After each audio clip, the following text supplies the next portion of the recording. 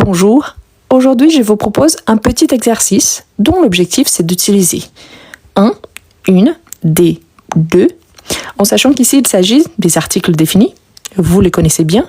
La différence c'est qu'on peut toujours travailler d'une façon différente.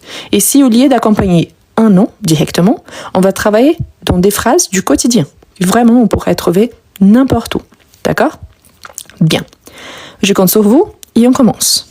Donc on a c'est livre intéressant.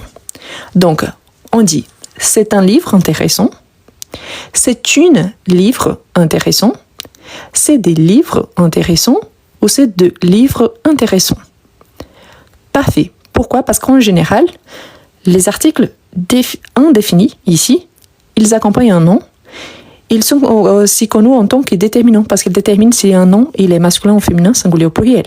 Ici, donc, livre, c'est un nom masculin, singulier, donc.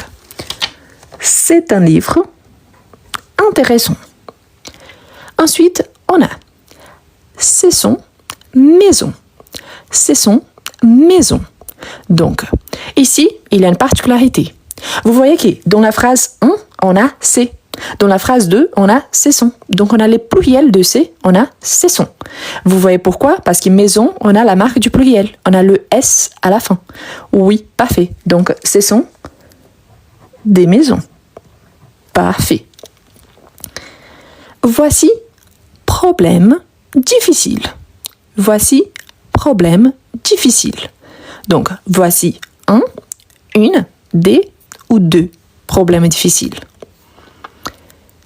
Excellent. Donc ici, vous voyez qu'on a la marque du singulier. On n'a pas la marque du pluriel, en fait. On a l'absence de la marque du pluriel. Donc, c'est un problème difficile. La phrase suivante est très très proche, mais vous voyez qu'on a, au lieu de voici, on a il y a, et on a problème difficile au pluriel. Par rapport à la prononciation, problème difficile, ça ne change pas. Mais ça va changer, donc, l'article indéfini qui précède problème difficile. Voilà. Donc ici, on utilise le pluriel, car il y a la marque du pluriel, ici, juste après. Donc, il y a des problèmes difficiles. Ensuite, on a c'est pomme verte. C'est une phrase assez simple. Oui, mais qu'on peut utiliser au quotidien. Quand on voit quelque chose, au lieu des pommes vertes, vous pouvez remplacer pour la chose que vous voyez. Parfait. Donc, pomme verte, pomme, c'est un fruit féminin. Donc, c'est une pomme verte. Vous voyez aussi qu'il y a la marque du féminin ici. Hein? Pomme verte. Ensuite, on a voici voiture blanche. Voici voiture blanche. Excellent. Pourquoi ? Parce qu'ici, on peut remarquer que voiture et blanche, on a la marque du féminin pluriel. Féminin, oui, mais en plus, on a la marque du pluriel. Au pluriel, on a seulement des. Donc, voici des voitures blanches. Ensuite, on a café noir, s'il vous plaît. Ici, vous pouvez remplacer pour n'importe quoi que vous allez commander.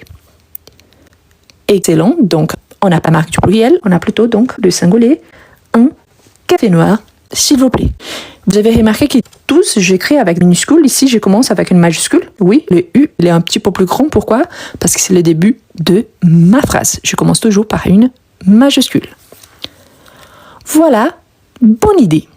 Voilà, bonne idée. Donc, voilà, bonne idée. Excellent. Idée, c'est un nom féminin. Il y en a l'adjectif bonne. Donc, on sait qu'il y en a bonne, il y en a bon. Donc, on a l'adjectif bonne qui nous permet d'identifier qu'il s'agit d'un nom féminin. Voilà une bonne idée.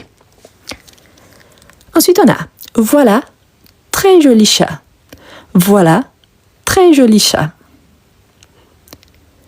Excellent. Chat, masculin ou féminin ? Masculin. Pourquoi je sais ? Parce qu'il n'y en a pas la marque du féminin. Et vous voyez aussi, joli ici, il n'y a pas la marque du féminin. Donc, on sait qu'ici, c'est au masculin. Ici, c'est au masculin. Ici, on a ce qu'on appelle d'adverbe pour intensifier. Il n'est pas seulement joli, il est très joli. Donc, voilà un très joli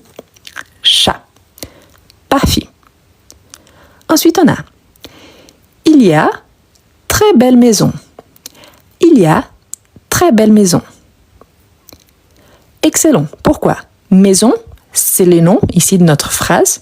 On a le très, qui c'est un adverbe pour intensifier, et belle, c'est un adjectif au féminin. Le masculin de belle, c'est beau. Donc, il y a une très belle maison. Par exemple, il y a une très belle maison dans ma rue. Ensuite, on a voici très joli sac. Voici très joli sac. Par exemple, un sac à main, un sac à dos. Excellent. Masculin, et vous voyez qu'il est joli, il n'y a pas la marque du féminin, et tous les deux n'ont pas la marque du pluriel. Donc, voici un très joli sac. Ensuite, on a il y a film très intéressant au cinéma. Il y a film très intéressant au cinéma. Excellent. Ici, il faut remarquer que malgré la prononciation au singulier et au pluriel, elles sont identiques. Quand on les voit ici, bien écrit, on voit qu'il y a la marque du pluriel en film et aussi en intéressant. Donc, il y a des films très intéressants au cinéma. Ensuite, on a voici belle valise. Voici belle valise. Donc, valise, c'est les noms. Valise, c'est un espace des sacs de voyage. Donc, voici belle valise. Excellent. Pourquoi?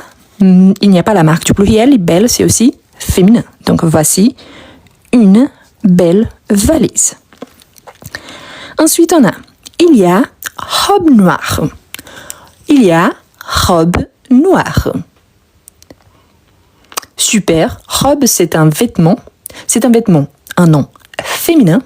Et ici, on a la marque du féminin dans notre adjectif de couleur. Donc, robe noire. Donc, il y a une robe noire. Ensuite, on a c'est son pantalon. C'est son pantalon. Pantalon aussi, c'est une pièce de vêtement. Donc, c'est son pantalon. Excellent. Pourquoi? Ici, on a déjà le verbe. Au lieu de c'est, on a c'est son. Donc, on a le verbe être au pluriel. Et en plus, on a pantalon avec la marque du pluriel. C'est un pantalon, singulier. Ce sont des pantalons. Excellent. Voici vêtements chers. Voici vêtements chers. Excellent. Pourquoi? Parce que la prononciation au singulier, c'est exactement le même. Par contre, la même, hein, mais vêtements ici, on a la marque du pluriel cher également. Donc, voici des vêtements chers. Au singulier, on aurait, voici un vêtement cher. Mais là, il fallait couper la marque du pluriel. C'est grande maison. C'est grande maison. Excellent. Donc, maison, un mot féminin. Grande, singulier féminin. Donc, c'est une grande maison. La phrase suivante, elle est très proche, mais il y a un piège. Attention, la phrase numéro 18, il y a un piège. Donc, c'est son grande maison. C'est son grande maison. Il y a un piège.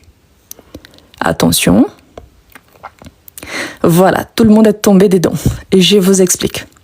On a une règle en français que quand on a un indéfini avant un adjectif au pluriel qui précède un nom au pluriel, donc ici c'est un nom, ici c'est un adjectif, n'est-ce pas?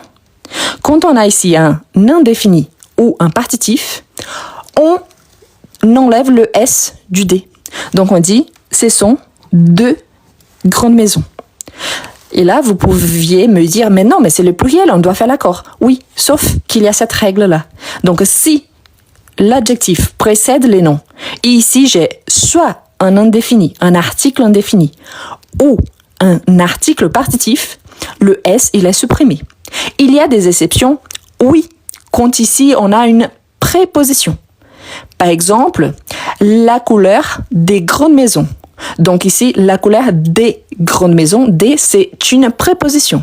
Donc là, on doit garder le S. Mais sinon, si l'adjectif précèdent les noms et tous les deux sont au pluriel, ici, il n'y a pas de S.